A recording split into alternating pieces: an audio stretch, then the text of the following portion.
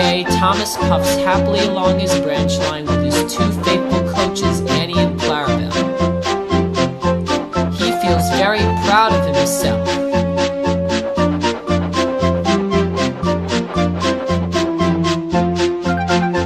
They puff past the farm. Then they pass the watermill.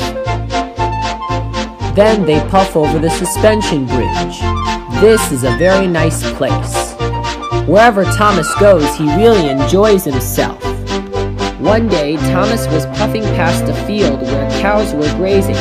"Good morning," whistled Thomas to the cows, but they didn't reply. "Oh, that's okay," said Thomas. "They are just very busy eating their breakfast." Then he saw Birdie the bus. "Good morning, Birdie," said Thomas. "Would you like to race with me today?" But Birdie only said to him, "Ouch, that's another hole in the road." But Thomas didn't care. He puffed away towards the big station. When he arrived at the station, his driver was very proud of him. "You know your branch line very well," said his driver. "You might be able to go without me." Thomas felt concerned. He didn't know his driver was teasing him. "I hope he doesn't mean that," said Thomas, and he puffed away to the sheds. Later, Thomas told Percy and Toby all about what his driver said. Percy and Toby were very cross. "Don't take him seriously, Thomas," said Percy. "I wouldn't do that if I were you," said Toby, "because if I did, I would have an accident and be very scared." Thomas laughed.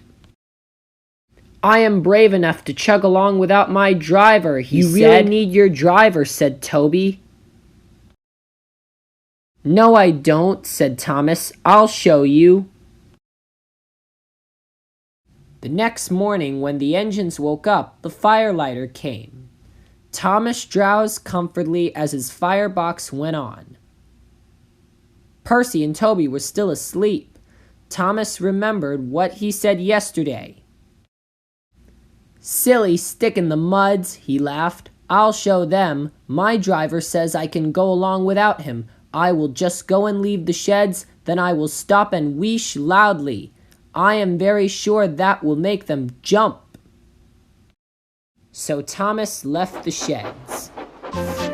Thomas was enjoying himself and he chuffed along the line. "Woohoo!" he cried. "Look at me!"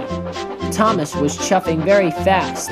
"Toby and Percy say I do need my driver, but I think I don't," he said as he chuffed along the line. Thomas puffed past the level crossing. Everyone waved to Thomas as he went along his line. Thomas puffed under a bridge. Then he puffed past the church. Suddenly, Thomas soon found his mistake. He tried to wheesh, but he couldn't. He tried to stop, but he couldn't do that either. He was soon out of control. He kept on moving.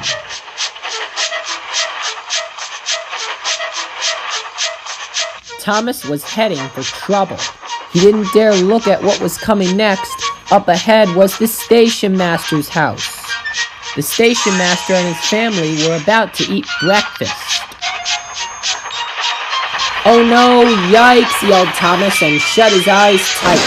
He crashed into the station master's house. The house rocked and broke. Broken glass tinkled. Food and plaster went everywhere. A bush had stuck to Thomas on his face. He peered sadly into the dining room. He couldn't speak. The station master and his wife were very cross. The wife picked up her plate. "You horrible engine, Thomas," she scolded crossly. "Just look at everything you did to our breakfast. Now we are going to have to cook some more." She angrily banged the door. More plaster fell. This time it fell on Thomas. Thomas was very sad. Workmen came, cleaned, and propped up the house with strong poles which laid rails through the garden. Just then, Donald and Douglas arrived.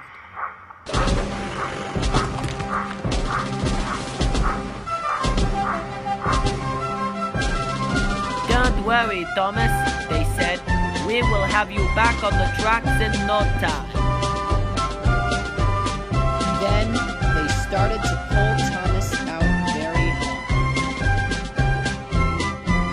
Heaving and hauling very hard, Donald and Douglas were able to hold Thomas back to safety on the tracks.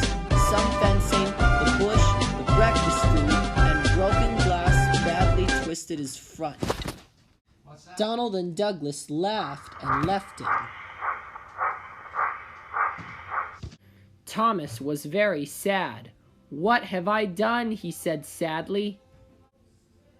Then there was worse to come. Later on, Thomas was back at the sheds, and Sir Topham Hatt was very cross with him. "You're such a naughty engine," he said. "You should have waited for your driver." Thomas felt bad. "I know, sir. I'm very sorry, sir," replied Thomas. His voice was muffled behind his bush. "You'll be taken to the repair yard and have your front fixed and mended," said Sir Topham Hatt. "Yes, sir," replied Thomas. The next day, Thomas was repaired again, and he puffed happily away. Thomas was chuffing along. From now on, every time he went out, he always went with his driver.